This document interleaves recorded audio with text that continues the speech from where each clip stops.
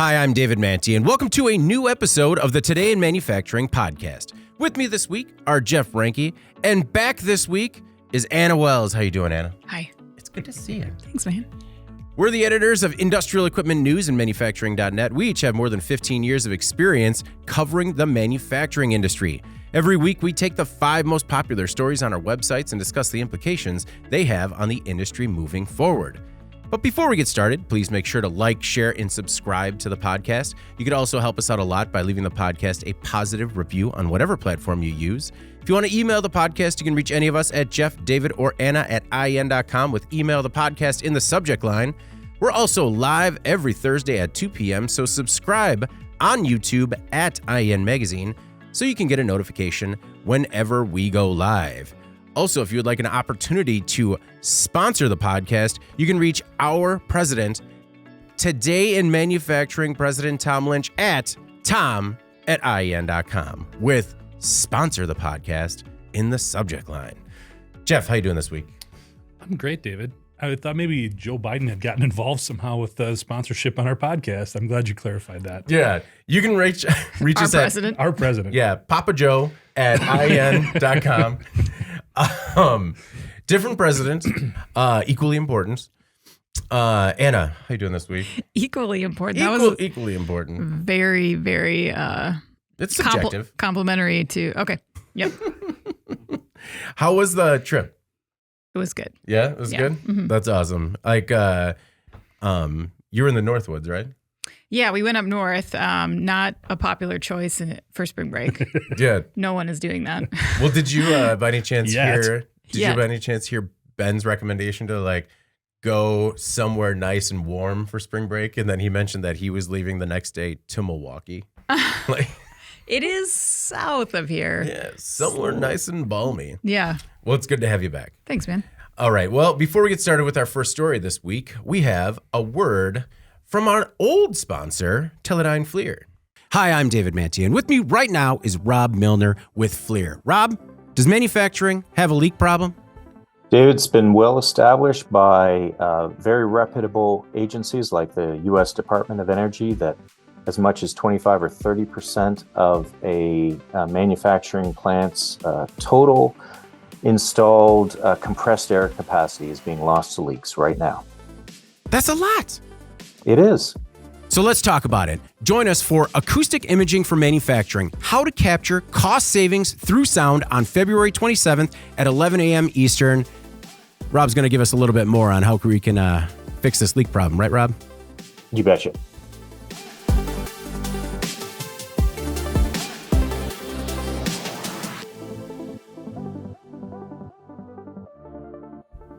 And we're back. And for those really paying attention, we ran an old promo. So obviously it's not happening live. Well, it did happen live February 27th, but it's still important to know that up to 30% of your plant's total compressed air capacity is being lost to leaks right now. The air is cheap, the power isn't. So join us on demand for a new webinar with Rob Milner from Teledyne FLIR. He has a cool new technology that basically is a sound gun. I mean, right? For lack of a better term, he has a sound gun that you point in your facility, and it tells you where all the leaks are. It's pretty cool. It can also tell you when conveyors are going bad and all kinds of stuff. So click the link and download it now. All right. Our first story this week. EV startup spends more than it makes on CEO's jet. Canoo is struggling to survive. Startup life is a war of attrition, and it's common for expenditures to exceed revenue in the early days. But one cost in particular stood out to TechCrunch in Canoo's latest earnings report. In a recent report, Canoo disclosed just how much it is reimbursing CEO Tony Aquila for using his personal aircraft. Some $1.7 million last year, on top of the $1.3 million in 2022. The amounts aren't abnormally large, but then again, Canoo's revenue for all of 2023 totaled only $886,000. That's about half of Aquila's private jet costs. That's on top of his $500,000 annual fee. For a company that recently warned over its, quote, ability to continue. Anna, such expenses look bad. They do look bad. I agree with that. And I'm going to make the controversial point that they are bad. And that's why they look Coming bad. out with the heavy swings today. Yeah. So the article that we ran went on to elaborate on some of the deals that Canoe has in the works right now. They have a lot of irons in the fire. It mentioned this deal that they just signed with a company called Jazeera Paints that's in Saudi Arabia, as well as some deals it has with NASA and the U.S. Postal Service. Mm-hmm. So this deal with Jazeera Paints, they put a press release on their website, Canoe did, about this larger effort that they have to break into the Saudi EV market, which is said to have about $30 billion in opportunity. Okay. Opportunity being the key word here. That's really what the press release was about. Like, we entered a market that has a lot of opportunity. So they sold Jazeera Paints 20 vehicles, a deal that I think is barely worth mentioning for any auto company. The firm also agreed to deploy some of Canoe's vehicles in its delivery fleets this year, but it's still not much there. It's an opportunity at best, right? Then when you look at Canoe's other market movements, the deal with the Postal Service was six vehicles. Mm-hmm. The deal with NASA was 3 vehicles. Canoe also published a press release on a partnership with Zeba earlier this year, saying that it had added electric vehicles to Zeba's fleet as part of a previously established agreement. What they didn't say in the press release that it was 4 vehicles. Like, they are moving at an absolute snail's pace right now.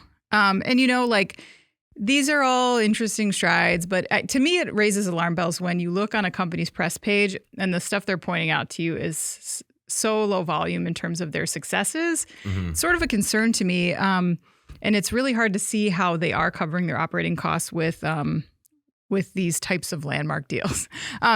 Obviously, we know that getting off the ground for any automotive company is difficult. It takes a long time for them to reach profitability. But the private jet stuff, you can see that why it irks people, especially when you're publicly traded. When you're putting press releases out about deliveries of fewer vehicles than you can count on one hand, you are not in private jet territory. You are in flying commercial. You're in coach territory. You're like renting a car. You're renting a car. Yeah. You're driving one of your half-done canoes across America to get those.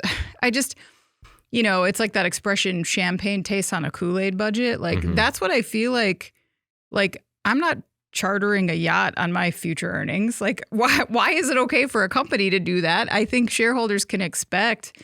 They could have the expectation, I should say, that the company that they're investing in is not doing that.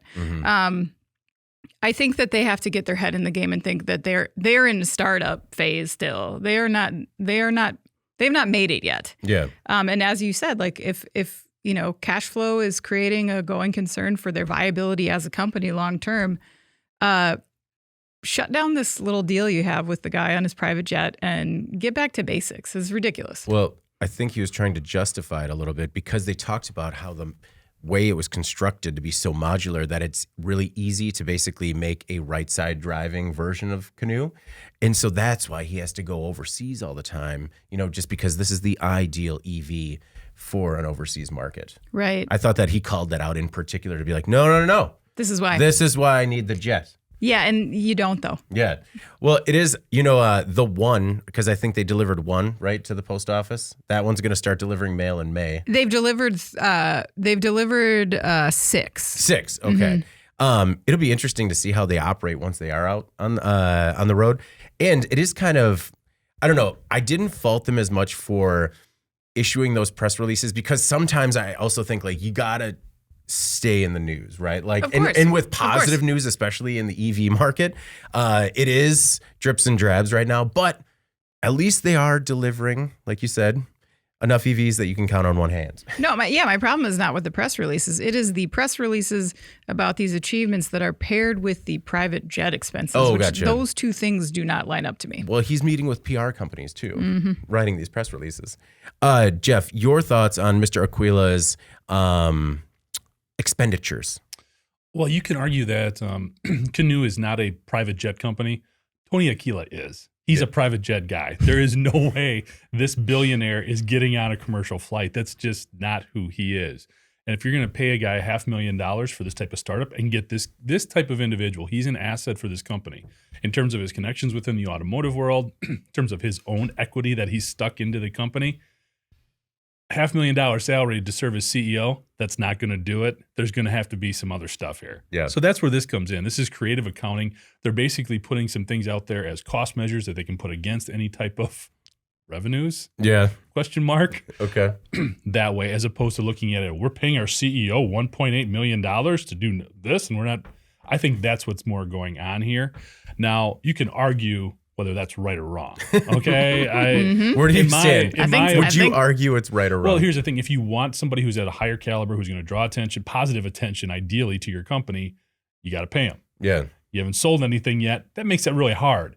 So where you balance that out, it depends on the individual situation. What I will say is the optics on this are horrible. Terrible. Because anytime you Google Canoe right now, this is the story that pops. This is all you see. The tens of vehicles that they've been selling is even buried. Okay. Yeah. And there's some cool stuff here, some great photo ops with NASA and some other people they've been delivering.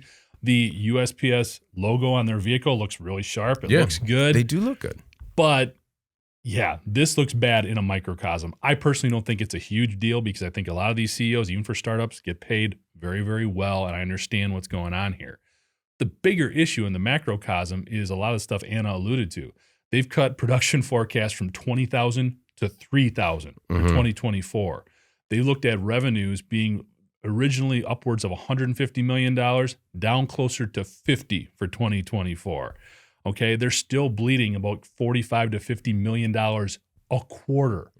So there's a lot of problems with Canoe right now. What they don't need is attention being placed on their CEO's private jet bill and more on how they're going to scale this up.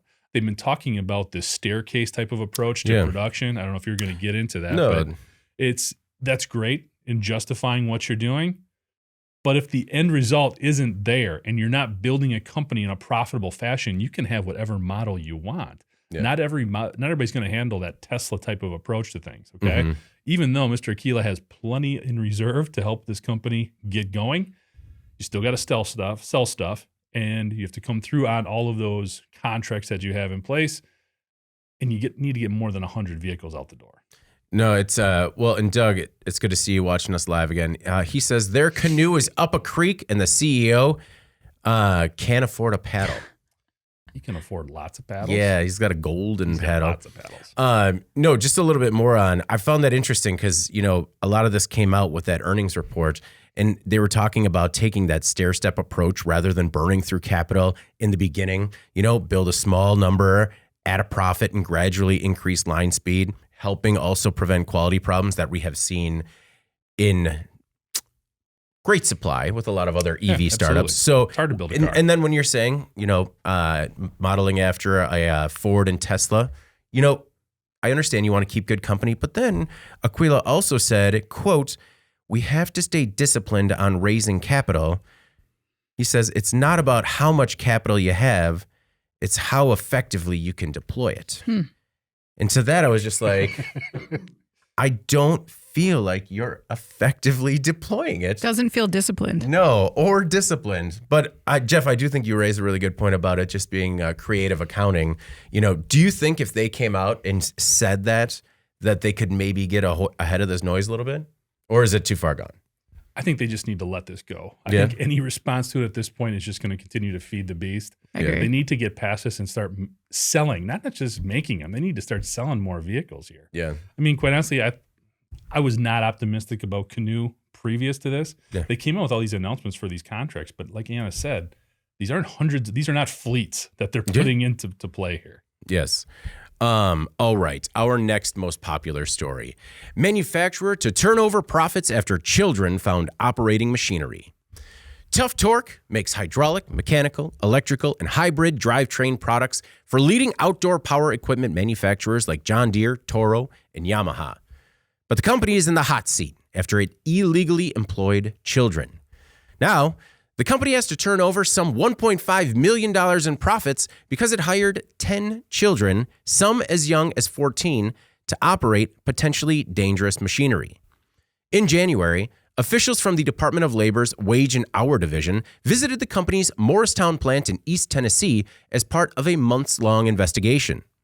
During the trip, officials saw a child operating a power-driven hoisting apparatus. The Labor Department recently obtained a federal consent judgment levying a nearly $300,000 penalty against Tough Torque. The company will also have to set aside $1.5 million, which reflects 30 days' worth of profits related to the child labor violations. The money is going to be used to compensate the kids. Tough Torque must also implement new training, permit unannounced searches for 3 years, and establish an anonymous tip line for reporting future violations. Jeff, the company said that the children were temp workers placed by a staffing agency and that they used fake names when applying. But, all right, we've heard this story before. New checks need to be in place to make sure this doesn't happen. Well, first of all, don't pass the buck on the staffing agency. Come on. Yeah. That's ridiculous. A couple of things that really stood out to me here, though. First of all, I've personally been very critical of government agencies. Kudos to the Department of Labor here. They dropped the hammer pretty strong in terms of the amount of money that they're stripping away, putting that money into the hands of these individuals who shouldn't have been working there in the first place, and who knows what kind of safety considerations were being missed while putting these people in place, putting these kids in place. So kudos to the DOL there.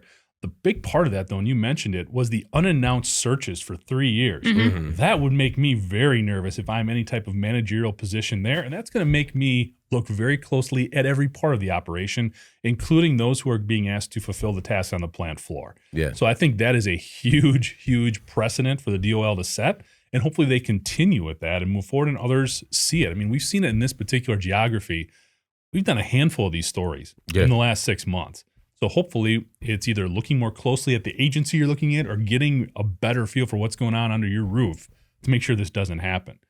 The other part that was interesting to me is this came out, it may have been the same day or within a couple of days of another story we ran on the site, talking about a recent study from Deloitte and the Manufacturing Institute saying over the next decade, there's going to be like 3.8 million additional jobs being created in manufacturing due to a lot of things in supply chain, automation, Industry 4.0, all of those dynamics converging to create more jobs. Mm-hmm. And the scary part about that is they're projecting only being able to fill about half of those. I was surprised it's half. I mean, it's 1.9 million of those 3.8 new jobs that they don't think manufacturing is going to be able to fill. Yeah. Right now, just in case you're curious, according to NAM, there's about 500,000 unfilled manufacturing jobs.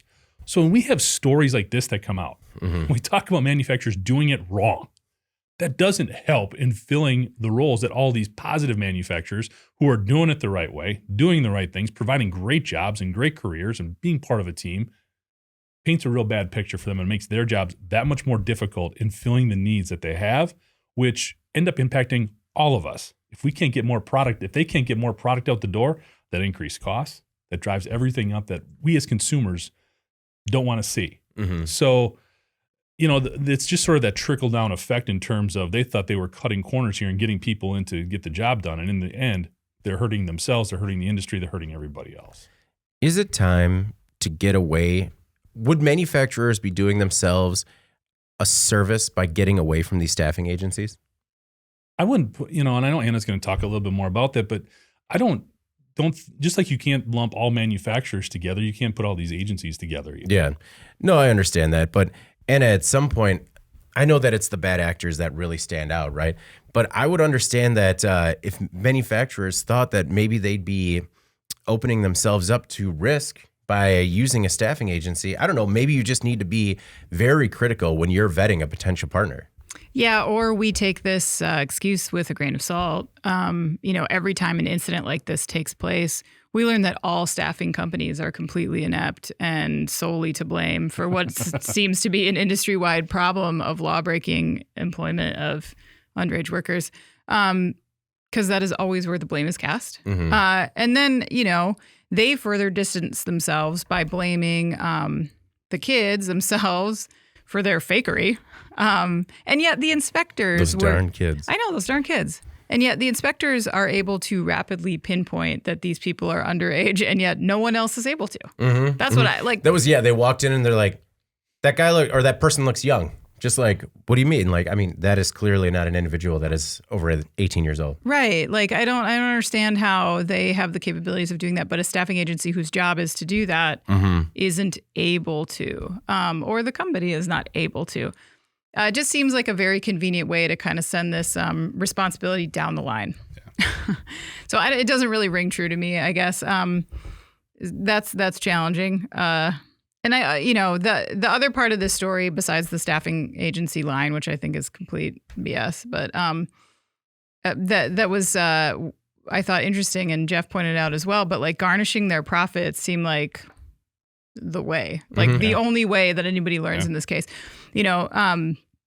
To hit them where it hurts here. Like we've talked about this in the past, but when you're a B2B company and you don't really have a consumer-facing brand, there is no brand damage from this. Yeah, you know what I mean? Honestly, the brand damage is more so to like John Deere, Toro, and Yamaha than it is to Tough Torque. Yeah, you could argue that, but I also think that is minimal because I don't think people are making buying decisions based on the end product. They're not looking at like a Yamaha or a John Deere purchase and with scrutiny because they don't have transparency into what components are going into those products and from where. And we know that, American buyers say that they value certain things, but they are always, willing to put those aside for whatever other reason, convenience, cost, whatever. And so this company becomes like the guy behind the guy, and they're very much insulated, I think, from that blowback on a consumer level. So there has to be a measure of significance to the consequence that is completely unrelated to that because there's no marketing, So this is it. We talk about these agencies not having teeth, and in the case of actually pulling back profit from a company, that's the best you can do because you can't you have to explain that away, and it's going to come down to somebody's incompetence internally. People are really going to get busted up for that, and they should. I feel like we have seen an uptick in significant penalties. I agree. And, it's something that, now that we've been doing this podcast for a couple of years now, I feel like at the beginning when we started, we were talking about having a little bit more teeth and being the answer. And I think that's come around a little bit.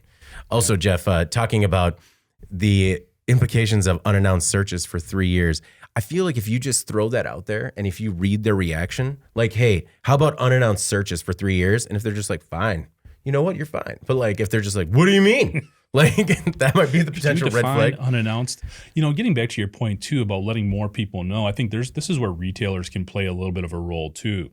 Part of this might be, and I'm not sure what the protocol is, but if the DOL can get a hold of all of those who resell this equipment down the line, let these folks know, hey, just so you know, these suppliers that you work with, this was something we found out about them. And hopefully that influences some of the pressure those resellers can put on those companies to do things the right way. No, I definitely think that's part of the DOL's strategy there because they're the ones that named John Deere, Toro, and Yamaha in the press release. They know what they're doing. Also at a basic level, stop hiring kids. It's pretty simple. I understand that there are HR policies in place where you can't necessarily ask a person's age or whatever, but like, I think that birth is one of the criteria. I understand it. Like, lie about if that, you lie about it and you have fake papers, I get it. But like, maybe follow up. Just be like, no. The paperwork looks good. Are you sure? Because they don't know their ABCs. All right. In fiscal year 2023, the Labor Department investigated 955 cases of child labor violations involving almost 5,800 children nationwide. That's in the U.S., including 502 children employed in hazardous occupations. So the more that we cover this and the more we can kind of root this out, it's still a significant problem in the United States. 5,800 children. That is just inexcusable. All right, our next most popular story. NCAA basketball court supplier shorts the three-point line by 9 inches. On Monday, the NCAA said the three-point lines on the court used in Portland for the women's basketball regionals was about 9 inches short of regulation at the top of the key. Officials corrected the line at the Moda Center, but not until the UConn-USC Elite 8 game on Monday. 5 games were played on this court, 4 before the mistake was even noticed. Stanford coach Tara Vanderveer said, quote, "What happened with the court is inexcusable and unfair to every team that played on it. When you arrive at a gym, especially in the NCAA tournament, at the very least you expect the baskets to be 10 feet and the floor markings to be correct." Not a big ask, really. Connor Sports supplies and installs the courts. According to the NCAA, a marking used to draw the line at the top of the key was too short. At each end of the court, a small hole is punched in the floor to indicate the center of basket, which is then used to paint the lines. The bad hole was made by a finisher contracted by Connor Sports. They chalked it up to human error. The problem was caught before the Texas and North Carolina State game, but the coaches agreed to play as scheduled rather than delay the start. Anna, the NCAA came out and said, "This court did not meet our expectations." Well, bold. Yeah. Bold statement. Wow. Hot take by the NCAA. But one thing I cannot get over is how nobody noticed this, right? These athletes have been shooting from, 22 3/4 of an inch for their entire lives. People are looking at this court and no one was just like, anyone notice there's more paint there than there? It's very shocking to me, this entire situation. Yeah, and I will get to that in a minute. There was definitely some feedback on that side of the issue. Certainly a frustrating error. To your point about these athletes have been shooting from a certain distance, they found that it was definitely a disadvantage, even though it was closer, because obviously they're used to they got the touch. The touch isn't working. It didn't work. At first I was like trying to look at a silver lining here, which is, I've been following, I think everyone's been kind of captivated by the Caitlin Clark narrative. Yeah. And I think the attention that the tournament has gotten this year has been exciting. And I absolutely love the hype that's been generated around it. For my children to see these women being elevated for their talents and viewed on a national stage rather than be ignored, which is what routinely happens in women's sports. Cool. I mean, more attention, more people talking about the tournament, even if it's for the silly reason, I think does improve visibility for a sport that has been sorely lacking for many years. So that's one side of it. Connor Sports, as you mentioned, has taken responsibility for this, and quite publicly so. They're saying that they said that they're retooling their entire quality control process because of this. I think, in my opinion, it speaks to their character as an organization, the fact that they came out and said, yeah, we screwed this up. And they also said, this has never happened. They're a 150-year-old company. Their marketing director said to the Detroit News that we have not had a mistake of this magnitude on this big of a stage happen before ever. Because it doesn't get any bigger. Yeah, it's the worst thing that could happen. But my point is, it doesn't appear to be like a pattern of incompetence. Right. It seems like a one-off incident. They are taking corrective action. They've been extremely repentant about it. I think it also speaks, though, to your point, to how visually challenging it likely is to spot check this. When 5 games were played on this, not one player, coach, official realized that was off. Unfortunately for Connor, there are some stakeholders here that came out really vehemently angry that this took place to begin with, because they said that it's reflective of women's sports being treated basically with indifference and incompetence. The Washington Post ran an article where they, I can't remember the author's name at the moment, but she blamed the stager, but she also called the officiating inferior. Yeah. And so there was a lot of blowback because of that. Again, hopefully glass half full. Maybe this is good publicity in the end, because it brings to light some of the inequalities that are taking place here. It's certainly this person's opinion that this is sort of a systematic problem in women's sports. Maybe that's true. I don't know. But yeah, you'll hopefully see Connor Sports try to focus on the quality and make this right for the future.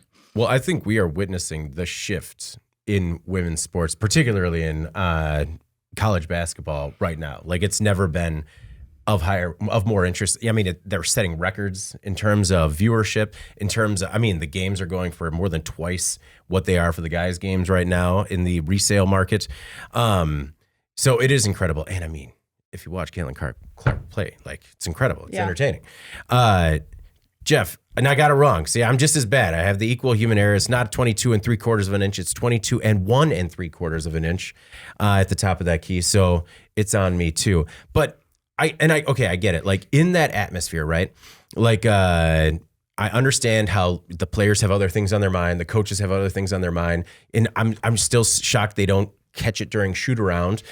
But I also am surprised that, like, having been at 2 recent WNIT games for the Badgers, I will say that you can't say anything about the refs not taking it just as serious, because, my God, they were taking it just as serious. Just very animated characters. But the animated fans, the eagle-eyed fans that were sitting around me, I'm just surprised that no one in the stands caught that. A fan did catch this. Oh, this was caught. It was caught by a fan? Yeah, it was caught. The guy's actually a lawyer. Okay. Michael McGrath is the one who basically was sitting up high enough that you could see the disparities from the painted lines. Wow. Okay. And he's actually the one who pointed it out to the officials, and then they measured and everything else. Because, once you get the full-length view of the court, it was very obvious. Yeah. Just from the painted areas that one was longer than the other. Getting back to the point about the athletes not seeing it, look, I'm only a recreational basketball player, but if we're looking at a foot length difference to or from away from the basket, you're not going to notice that. Yeah. No. I don't think you're going to notice that. And I mean, it explains why they were off, why the shooting percentages were like 10 percentage points lower on that side. Makes a lot of sense there. But I know I wouldn't have. So, I mean, granted, I'm not shooting as much as they are these days. So, but I can understand that. I think the thing that came out to me, I had flashbacks to my junior high shop class. Our shop teacher was the prototypical shop teacher, buzz cut, Swedish guy who liked to say cheese and rice and I'm dead flat cereal kids, that guy. Yeah. And you always knew where you stood, because when he took attendance, when he was first getting to know you, it was always just your last name. Ranky, here, that type of thing. If he started to like you, he'd throw a Mr. or Mrs. in front of that. Okay. And then, like, if he really liked and trusted you to, like, go do something for him, then you might occasionally hear your first name. Okay. But he had a sign, and he never used the blackboard, of course. Yeah. He was always talking through stuff. But he had a sign up there, and just like a typical shop teacher, it was with a Sharpie marker on a piece of old cardboard that said, the same rule for talking is the same one for cutting. Yeah. Measure twice, cut once. That seems to apply here, a very simple quality control. The fact that they based all of these measurements off of that one drill hole, you want to have some backups here. There should be some other, I know this is the first time it's happened in however long, but just seems like for that to be the basis and the foundation for everything else that they were putting together for this floor, should have had some backups in place there so you could see if something was off. To just have that one basically starting point to base everything else on seems like a flawed QC approach. Again, they've had a legacy of success, so maybe that's nitpicking. But if we're going to learn something here, I think that's it. Have some redundancies and some backups in your QC. So I guess I'm surprised eagle-eyed fans up until this one got Fair it. enough. Jesse, there was 5 games before it or 4 games before it or whatever. Yeah. Is this an issue of cutting costs, reaching into even the highest profit margin parts of like our culture? Because we saw, the scandal with Major League Baseball's jerseys, and while this might not be a legacy problem with Connor Sports, maybe it could be an issue with who Connor Sports chose as those third-party suppliers or finishers. I think it was just a bad mistake. Oh, man, that guy, can you imagine to be that person? It's like, hey, I see. Well, it's crazy now because, I mean, back in the day, they weren't replacing these courts for every event either. So it's interesting how that's evolved as well. And it does tell you, to the point now they're also doing that with the women's courts is a great thing, because that means they've got more sponsorships, they've got more buy-in, I guess you could say, from more social, higher corporate level even on a lot of these games. So these things do draw more scrutiny. So they should have been right. No, it definitely reminded me of when my son did like a youth basketball camp, and I was just shooting around with him, and I'm just like making things. Everything seems real easy, and I'm like, oh, It's an 8-foot rim. These are shorter. David's like, I could dunk on this. Yeah. I could dominate. I am the best at 5-year-old basketball. Yeah, I'm going to take these kids to task. And you're just like, you're feeling it. You're like, yeah, feeling loose. This is good. And then you go to lay it up and you're like, that shouldn't be that easy. Oh, that's no good. All right. Our next most popular story this week. Century-old meat producer goes bankrupt after temperature abuse. Salisbury, North Carolina-based Frierish Foods makes a lot of meat, but the company is known for its corned beef. The family-owned business controls more than 40% of the New York metro and New England markets. Earlier this month, the company filed for bankruptcy protection after 1.2 million pounds of corned beef went bad at a partner's cold storage facility. The company used about $7 million in credit to prepare for St. Patrick's Day. The holiday accounts for a significant portion of the company's sales. The company was underwater when the product spoiled and was forced to file for Chapter 11 bankruptcy protection. According to court documents, Frierish blames Americold Logistics for, quote, spoliation of product due to lack of refrigeration. CEO Paul Bardenus said, quote, temperature abuse is the only thing that explains it. He says a likely dramatic event at the cold storage facility is the only explanation. In a statement to IEN, an Americold spokesperson said, we are aware that Frierish Foods has filed for bankruptcy and has referenced Americold in their filing. Americold is committed to holding ourselves to the highest standard in operating cold storage facilities around the world. We cannot comment on this alleged incident during the claims process. Anna, does this sound to you like a slam dunk case of temperature abuse? I have never heard the term temperature abuse before. I'm glad it's here though now. Yeah, I am too. Yeah. Yeah, right now we're getting kind of a he said, she said. So it's hard to know exactly what we're dealing with here, but something doesn't smell right in a few different areas. Mm-hmm. It smells real bad, actually. It does. It does seem unlikely that, how do you say it, Frierish? Had spoiled product on hand. If they're telling the truth about the internal investigation that they undertook when they heard these reports, and then also what they saw and what they shipped. Mm-hmm. Unfortunately, it seems for all of their market share that they were maybe just one incident away from going completely under. To operate without any kind of a safety net here and being underwater on a material buy. Mm-hmm. I mean, is that happening quarterly? No, so that's a big issue. Like he was stressing that the CEO stressed that we operate debt free the entire year. Once a year, we take out this line of credit because of St. Patty's Day, and so it was like worst case scenario. Yeah, it just I would like to know, and I don't know enough about the cold chain, and maybe Jeff, you could speak to this, but why isn't there any kind of insurance on the product that if it's subject to a dramatic event like this and it's such a high cost inventory item? I'm surprised that there isn't. The other thing I want to say is, there are people commenting on how Frierish should have been better monitoring their product and how it was reaching the customer. And I agree that that's a best practice in theory. But also, it is incredibly common for these producers to partner with a distribution firm or a logistics company, do their due diligence at the outset, and then have an ongoing relationship that is maybe like intermittent due diligence, but also they place really a tremendous amount of trust in these partners to get these products to market. That's just kind of how this works. So I don't know that Frierish needs to take a huge amount of criticism for that. In many industries, it's quite standard to be doing that. It sounds like they responded, I guess, in whatever way that they could once they learned of the issue. Just an unfortunate scenario all around.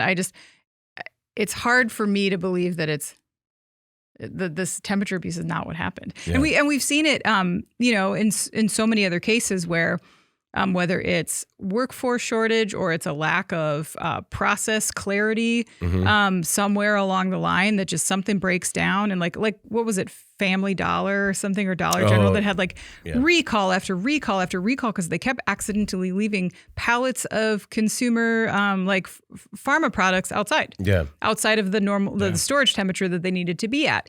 If that keeps happening to you repetitively, like there is some sort of communication breakdown taking place. And sometimes you get that when you have high turnover or, you have a worker shortage. So who knows what happened in this case, but it is believable to me that something happened along the way that caused this problem. And unfortunately for this company that was running so lean, they just couldn't absorb it. Yeah.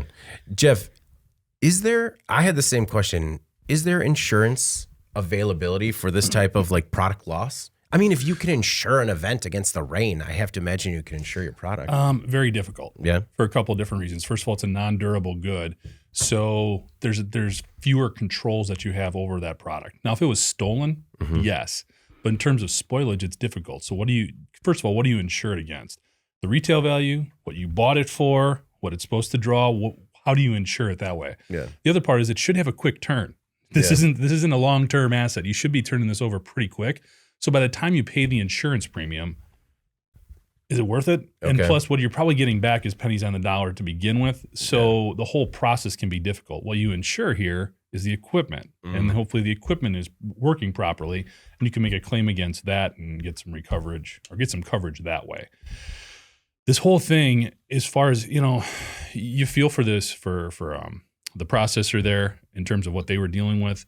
There's two things that stood out to me. First of all, one of the things that I keep going back to in the 2008, 2009 time period, all of those companies, all those manufacturers who realized they were in way too deep with automotive had to diversify. They had to get into other areas. Here you see, and I'm sorry, how do you say it? Freirish basically put all of their eggs in this corned beef basket. Yeah. And when things go bad, this is what happens. This is why diversification is so important. And although there's a legacy there, you can appreciate where they had been for all this time. And they're working with a huge company here with Americold. Yeah. This should have been dependable. Yeah. But that is one of the risks. The other thing that pops out is with all of the traceability software and with all of the monitoring technologies that we have, how does this happen? Yeah. How do you lose this quantity of product to spoilage when it should have been monitored, hooked up to some sort of software system, letting you know what was going on here? Yeah, but we say that all the time. So the failure had to be at a really high level. Yeah, but if I'm taking out a $7 million loan, you're saying it should be on I'm putting them. a sensor someplace that tells me if the temperature drops too low. Yeah, I mean, we're looking at a $20 sensor here to protect $7 million in products. Yeah, but I mean, no, I understand. I mean, that makes a lot of sense. I thought you meant like on Americold side, because we see it all the time where trucks get stuck crossing borders, where trucks, the AC unit or the refrigeration unit goes bad and just tons of product are lost. So I understand that, but I mean, you're right. Like the technology is out there and it's fairly cheap. Well, and that's the other thing too, in terms of diversifying. We want processors and manufacturers to take advantage of all these efficiencies. So you work with a big company like Americold. Just to offer some perspective, 245 different facilities, over 1.5 billion cubic feet of storage. Yeah. This is a monster company. Yeah. So I'm sure they got a great deal in terms of storing their product here, but you put it all in one spot. Yeah. This again is the type of stuff that can happen. So it's walking that line in terms of taking advantage of these efficiencies and working with one supplier and focusing on that one thing you do really well versus a little bit more safety and spreading it out. Yeah. So it's a hard one to go across. This Americold company, very interesting right now. I think you don't want to look at one isolated incident and make huge jumps as to what's going on there. But this company has been susceptible to two pretty big cybersecurity attacks in the last 3 years. No. They've also seen some very interesting declines in their dividends and their operating profits just because they've been growing so fast. They keep acquiring and expanding and building. So could their eye have come off the ball here a little bit? Very possible. Yeah. And I think that's why they're reticent to say a whole lot right now. The one positive when you look at the Freirich, they did say they felt very confident in terms of this bankruptcy filing was just for the time being, and they were going to get back to solvency. They felt they could turn the table here or turn the corner pretty quickly. True. Well, and they are diversified. They do like other meats like roast beef and pastrami and stuff like other specialty meats. But I get it. Like once you have such dominant market share, you try to like just keep doubling down on what you do the best. Yeah. And it's crazy when do you think maybe going forward, not necessarily with Americold, but do they diversify, like maybe putting their product in 2 different coolers? I mean, I would. I mean, how about 2 coolers this time? Yeah. Hey guys, how about we get 2 different lots? I don't know. It would also be interesting to see if any, like if this was just one specific area, because I have to imagine it was a vast facility where this spoilage happened. I wonder if anyone else was affected, and just maybe not to the at the same level. The same level, yeah. Just because I didn't know what spoliation was, I thought it was spoliation. It's spoliation, and that's the action of actually ruining or destroying something. Had no idea. What? So it could be applied to anything? Yeah. So I could spoliate your mouse by punching it? You would, yes, and that would actually really complicate the second half of this podcast. That'd be awesome. Just do it. I mean, please don't try to spoliate my feelings, guys. All right? Spoliate. Anna, you mentioned their internal investigation, but that was the other part that really stood out to me too, right? Like they looked at everything from their raw materials to their ingredients. They even shipped some of their products directly from their facility, no problems anywhere. This was the only place where they found a problem. All right, our most popular story this week, not just on our websites, but in the world. Key bridge collapse was an infrastructure system failure. Early last Tuesday morning, the cargo vessel Dolly smashed into the Francis Scott Key Bridge in Baltimore, triggering a catastrophic collapse. The faculty at Johns Hopkins University felt a deep connection to the event. The university's flagship campus is on the city's north side. Ben Schaefer is a structural engineer and civil engineering professor, and he doesn't view the incident as a bridge collapse, but rather a bridge that was destroyed in a, quote, infrastructure system failure.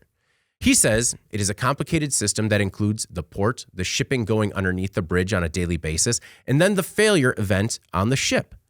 Susu Shu, an assistant professor, says engineers and researchers need to be reviewing the fender systems designed to protect bridges.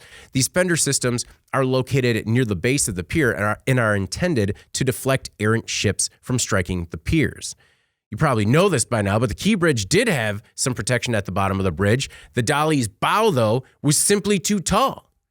Schaefer says it will take years and hundreds of millions of dollars to rebuild the bridge and transportation network entirely. Ting-Long Dai, a professor who has a specialty in operations management, said that the Port of Baltimore is essential for the automotive supply chain, but that the closure would overall have a relatively minor short-term impact. He says the supply chain has evolved to be more resilient, more flexible, and while significant rerouting will take place over the next few months, it will likely be a localized, minimal disruption. Anna, we've had a little bit of time ever since this media briefing, but is it overall, in the grand scheme of things, going to be a localized, minimal disruption? Well, I don't know, without being able to look into the future, but I think what this team of engineers and architects really do here is provide some context into what our challenges are with infrastructure and design and how to move forward. Referring to it as a system failure is a good characterization, I think, because there are so many variables here that, if bolstered, could have led to a different outcome potentially. I think the frustrating part is that, according to these engineers, like, there is no cost-effective way to steel against these kinds of impacts, because we can't even seem to get bridges fixed that are like falling apart. Yeah, with visible holes. Yeah, just like on the verge of collapse, like we covered recently in a podcast. So I don't see infrastructure funding for building this Fort Knox around, as they say that it would take, right? Yeah. And then you have to consider the responsibilities of these carriers, who are getting bigger and heavier as time goes on to reduce the number of routes required. According to Smithsonian Magazine, in less than 70 years, from the very first cargo ship to today's largest, these types of vessels have ballooned in cargo capacity by 2,900%. Yeah. Didn't know that. So the article in Smithsonian goes on to discuss how these ever-growing vessels are placing more and more demands on these shipping corridors, the ports, the canals, the bridges. The report says that Baltimore's bridge was up to code for when it was built in 1977. But experts have noted that massive vessels like Dolly would not have existed when the bridge first opened. The size of container ships has ballooned so much over the last half century, and the nation's infrastructure is basically now racing to catch up with that.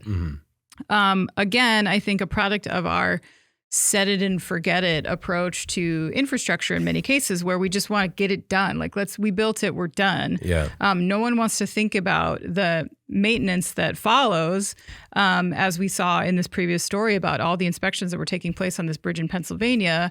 None of it was enough to propel or compel these leaders into investing money into it, because they always had other places for it. Yeah. Nothing's happened yet. So let's, it's probably not, we're probably fine.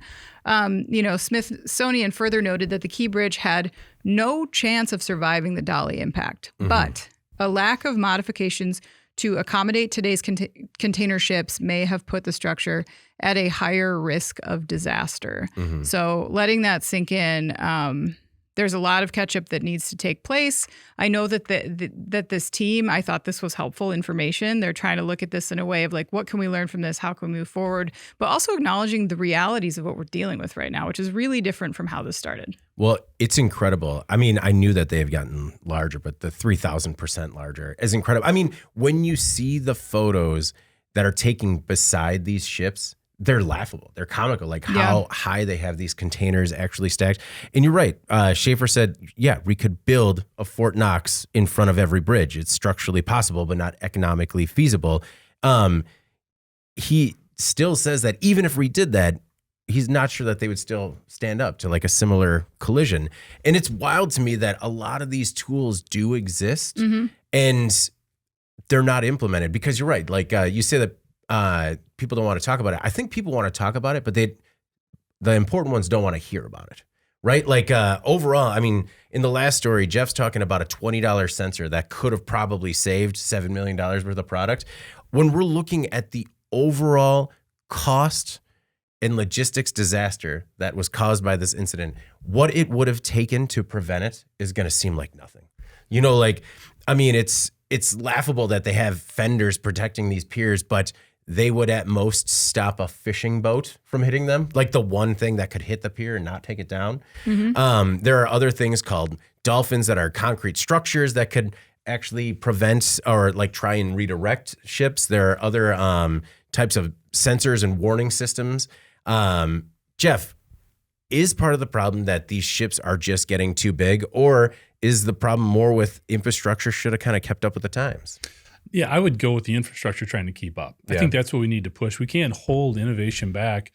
We can't hold, the ability to transport more goods and make more money. We can't hold that back just because we haven't maintained our infrastructure properly. Yeah, that's where I would lean towards. And I know that's a very simple response.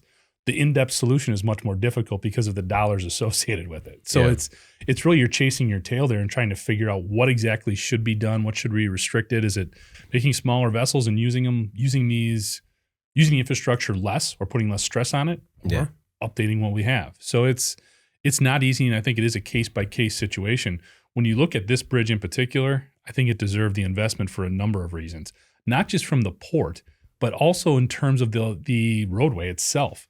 There's 30,000 vehicles going across this bridge every day. And that is going to lead to people, if they're talking about 10 years before this thing gets rebuilt, assuming it does get rebuilt, I think that's kind of where everybody's trending. Yeah. But 10 years. So 10 years of rerouting traffic.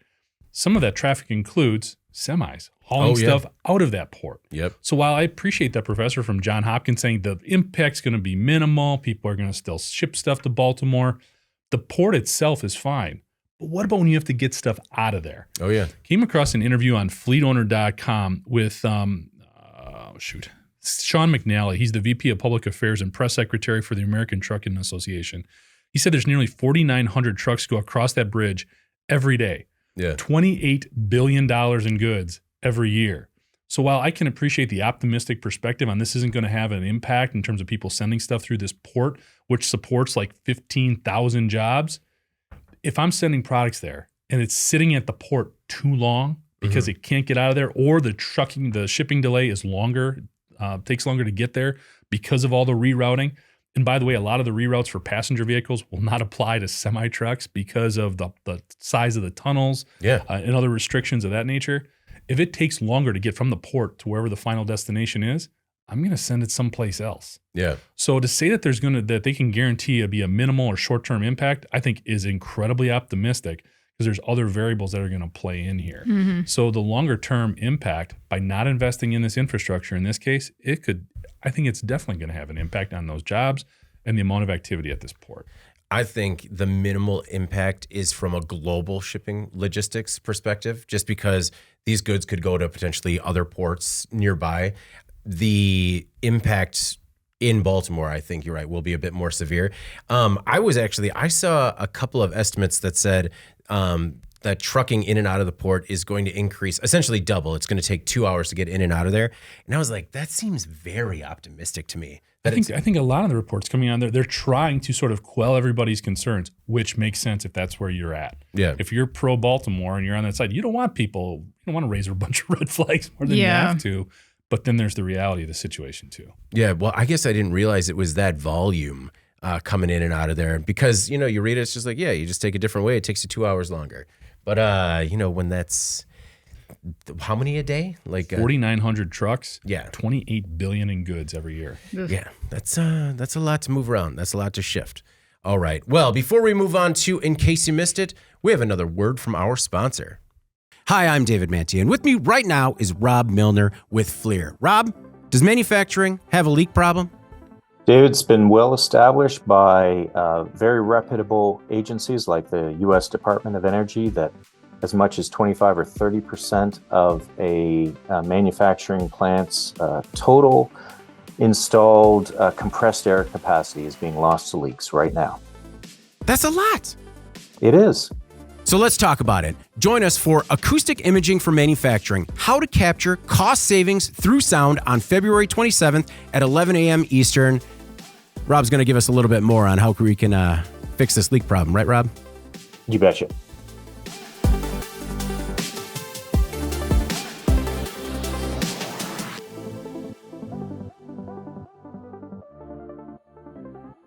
We are back, and up to 30% of your plant's total compressed air capacity is being lost to leaks right now. So figure out how to prevent it. Download this new on-demand webinar from Teledyne FLIR, and you can hear a conversation with myself and Rob Milner talking about how manufacturers are using acoustic cameras to catch these problems in real time. Take a minute. Go download it. Also, if you would like to sponsor the podcast, you can reach Today in Manufacturing President, Today in Manufacturing President, Today in Manufacturing Podcast President. That was the word I was missing. I knew there was one missing. Tom Lynch at tom@ien.com with sponsor the podcast in the subject line. Join the team. Join the party. I'd like to do a read for you one day. All right, in case you missed it, the stories that maybe weren't as popular on our websites, but still stand to make a big impact on the industry going forward. I'll go first this week. I have, can human Coldscreen prevent frostbite? And I chose this one because I found this story incredibly fascinating, not just because I wrote it up, but I thought, man, that will be a cool technology. Coldscreen, like sunscreen, but for cold? Exactly. Ooh, exactly. I can't wait. Tell me more, Dave. I would love to. So, Ginkgo Bioworks recently received a DARPA contract worth up to $6 million as part of the agency's Ice Cold for Cold Environments program. That's the ICE program, because they made the cold lowercase, so that way it worked out nicely. The ICE program wants to control the physical properties of ice crystals to protect military assets and personnel in extreme cold environments. The idea is a form of bioengineering or biomimicry, creating novel technology that mimics biological adaptations to cold environments. So, while us humans can't hang in the cold, animals, plants, and microbes have all adapted to live and thrive in these cold environments. So, Ginkgo and its partners are going to develop novel materials that leverage biological adaptations to cold environments. Ginkgo is actually designing a library of proteins with naturally occurring ice modulating behavior, and the applications for this are many. And while it is cool to think about a lens coating that would prevent frost from forming on high altitude instruments, the other one would be a topical frostbite prevention product, kind of like a reverse sunscreen. So that's why I chose this story, because anything that DARPA touches, I typically find incredibly fascinating. Yeah. And the idea that this story also broke after we had like a wild cold snap that dropped like 8 inches of snow on us. And as I'm out there, I'm like, you know what? if I could have thrown some Coldscreen on here and just it would have made things a lot easier for myself and the kids. But so that's why I chose this story. Anna, I don't know. So was this the first time you heard of this? Yeah. And what do you think of the Coldscreen idea? Well, when you said novel materials based on, biological adaptations in animals, all I could think about was like some sort of like a blubber suit. Yeah, it's going to be seal blubber that you just rub on yourself and you're fine.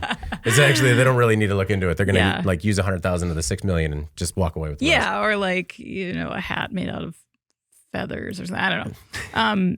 But Coldscreen, yes. I have lived in this state for my whole life. And they say that you get used to the cold when you are from here, but that is not true. That's like people just say that, but that's not true. Yeah, no, it actually becomes more debilitating. Yeah. Yes. Every year it gets worse and worse. Yeah. That's why everyone moves to like Florida when they retire. Mm-hmm. But yeah, so maybe Coldscreen would allow me to live out my golden years in Wisconsin. I don't know.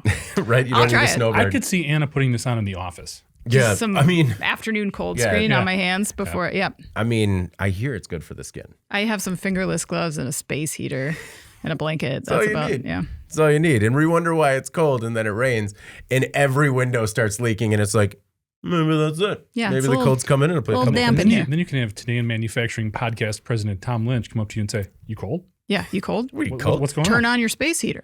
So, Jeff, for the sad reality part of this, I'd like to turn to you.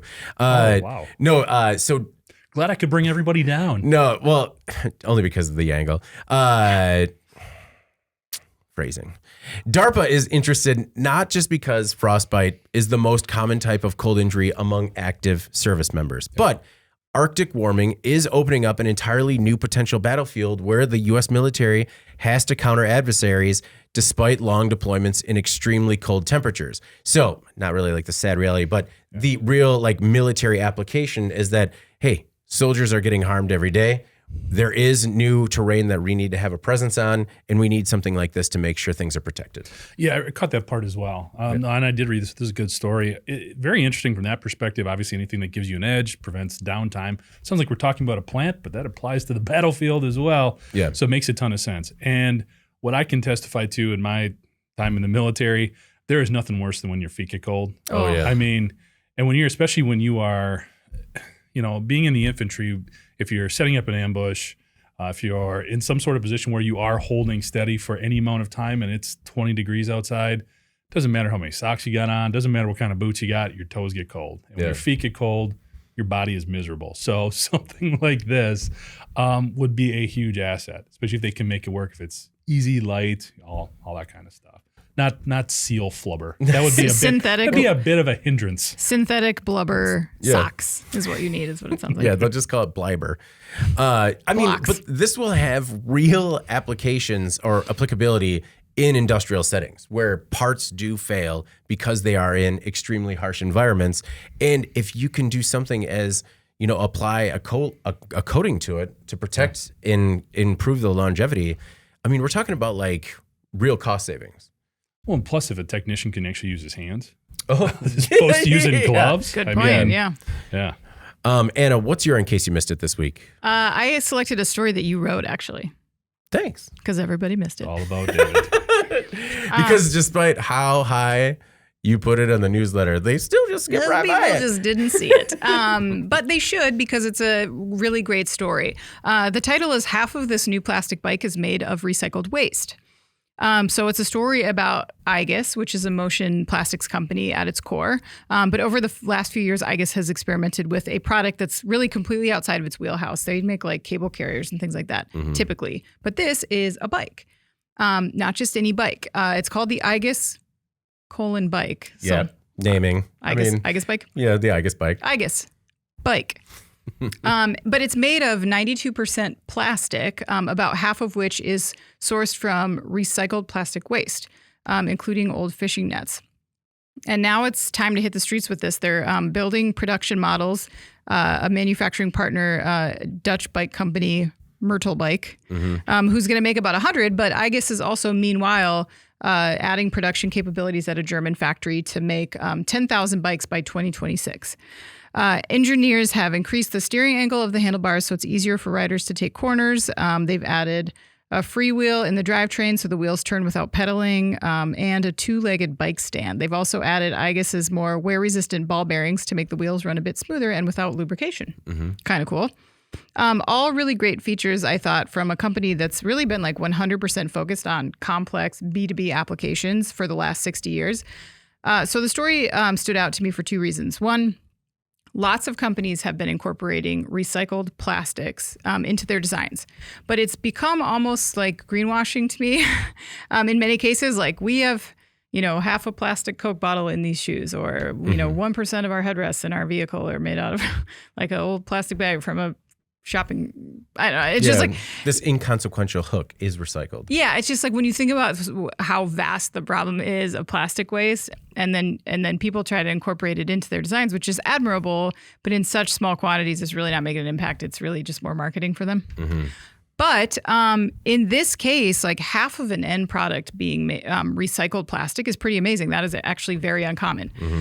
Secondly, seeing a company get completely outside of its wheelhouse and actually producing this product, not just prototyping it, but really selling it, I think it just means that they went all in. And I thought that was so cool. They had to actually design this for cost and manufacturability. And so I think it's just a unique and meaningful project. And I think that all the cool things that industrial companies know about robust design and to make things last in like brutal environments, for an application like this, they really bring a lot to the table, especially, like a bike, a company that knows how to design for like corrosion and things like that. Like it's just cool that they can leverage those skills to bring this consumer product to the market. And that's really not what they do. So. It's been interesting to sort of follow the story a little bit in terms of them trying to create this bike with a partner and realizing how many of their parts and components and technology could actually wind up in different parts of it. As they're trying to make it more recyclable, they want it to be 75% recycled product, 90%, 100% recycled product eventually. They've really been working on this for a long time, and it's all because of a passion project, really, of their CEO, Frank. I think it's Blase. I'm sure I'm wrong with that. But to your point, also, like actually getting outside their wheelhouse. Yeah. When I first saw this at IMTS 2 years ago, I was just like, man, what a cool showpiece. I know, exactly. For the booth. And it's just like one of those where it's like, hey, look what we could do. And then they're like, no, look what we are doing. Yeah, I never thought that they would make a production version of this bike. I thought this was all a promotional tool. They had sent out a press release about it like a year ago, at least, that like, hey, we made this prototype. And I thought that was it, but the fact that they're actually going to sell these, they have a bunch of pre-orders already. Like, it's so cool. Yeah. Jeff, the first 100 are underway. The new facility should be able to do, I think, 10,000 a year. I mean, what were your thoughts on the plastic bicycle? Yeah, I mean, I guess it's been cool. They've been doing a lot of this stuff. You mentioned 2 years ago at IMTS, and they've continued to do it, like Anna alluded to, not just as sort of a, look what we could do type of thing, but really getting behind it with this type of scale up is pretty cool. It definitely wins the thing that leads to the thing stamp of approval. I mean, because if they can set this example and others can learn from it, Anna and I disagree a little bit. I see the problem not with plastics, but with just the plastics recycling, and I know. But if we can start figuring more of these solutions, that can resolve a lot of issues from pollution and everything else. So very cool concept. No, so that was a big part of this or too, product, right? I should say, not concept. Is the recyclability, right? Because there are still issues with that, but what they're creating when it comes to rotational and injection molding to make these components from these plastic granulates, like that's something that could be, and I don't know if they own IP around that or who owns that, but that's something that could be used wide. And that's when you talk about like needing to really be able to commercialize it. Like they're proving it can be done. Yeah. So that way other people can kind of pick up the ball and be like, okay, all right, I'm not so scared of the materials anymore. Yeah, I mean, just think about all the places we have plastics right now. Kids' games. I mean, all kids' toys, how much plastic is involved there? Yeah. Lego tried. They couldn't really make it work, but if somebody could. Yeah. All right. Well, Jeff, bring us home with your In Case You Missed It this week. So this one caught my eye for a couple of reasons. Obviously, with opening day this week, definitely baseball was on the mind. So the article I picked was High-Tech Pitching Machine Mimics Every Pitcher. And they talk about, the article's interesting, first of all, if you're any kind of baseball interest, talk about sort of the history of the pitching machine, where it came from, what it's evolved to, including this latest one from Traject Arc. Their pitching machine uses baseball's high-tech data to mimic the way balls break from every big league pitcher. And it's been approved by MLB for in-game use this year in batting cages. So basically what they've developed is a machine that uses video to capture all of these pitchers' movements, their different pitches, so that they can simulate that in batting practice with major league hitters. So I had mixed feelings about this one coming out. First of all, the one thing too, just to set a little bit of a tone here, each machine costs $15,000 to $20,000 a month. Whoa. And it's part of a 3-year lease. So this is a significant investment here. Better work, right? As opposed to other pitching machines, which obviously major league teams will have multiple versions of, but they run about $15,000, period. All in, yeah. So very expensive. But I was really torn because on one hand, I like the fact that you can see some of the best hitters up there going against a Corbin Burns cutter and not really sure how to react to it, or a Devin Williams breaking ball and everything else. And it feels like it takes a little bit of that competitive dynamic, especially in baseball, where the hitter and batter, it's such a one-on-one type of deal. Yeah. I like the fact that there's more data in baseball. Hitters can look at video to at least get a familiarity.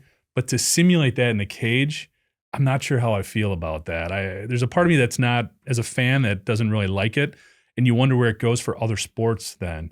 You know, is an offensive lineman going to be able to somehow practice against the get off of a defensive lineman and pass protecting drills or something? Or, we get into MMA and boxing, is going to be able to simulate how people throw punches or how they go in for a takedown or something. Where that could possibly go with sports, I wasn't crazy about it. But again, thinking about where we could go in other areas, it's very exciting in terms of how we could use the same similar technology to capture movements and be able to anticipate things from a vehicle movement perspective and developing better safety systems for crash avoidance. Even in medical, if you think about being able to record certain procedures and how a doctor or surgeon performed them, where maybe they could have done something better, and trying to replicate that and get that down, especially as we have more robotic surgeries taking place. So there's a lot of different ways that this technology could be used outside of sports. And it really kind of polarized me in terms of, I see some of the good that could be awesome in other areas. I don't know if I liked it in sports, though, especially in this instance. I mean, this is just the first step. I mean, or not the first step. What's really going to happen is when you have a humanoid robot where you can download that pitcher's tendencies, that fighter's tendencies. You can have a 155 Dustin Poirier robot downloaded with everything he does, and that's who you'll spar against until you fight him. I don't like that. No. It's crazy where you draw that line. Yeah. But I also think that the difference between it can be the exact same movement on the screen and the exact same movement of the ball, but that is not the same. Fair. It is Very not the true. same as like when you're standing there and it's the bottom of the ninth and there are 2 out and there are 2 on and Devin Williams is staring at you and you're just like, I don't know if I want to be here.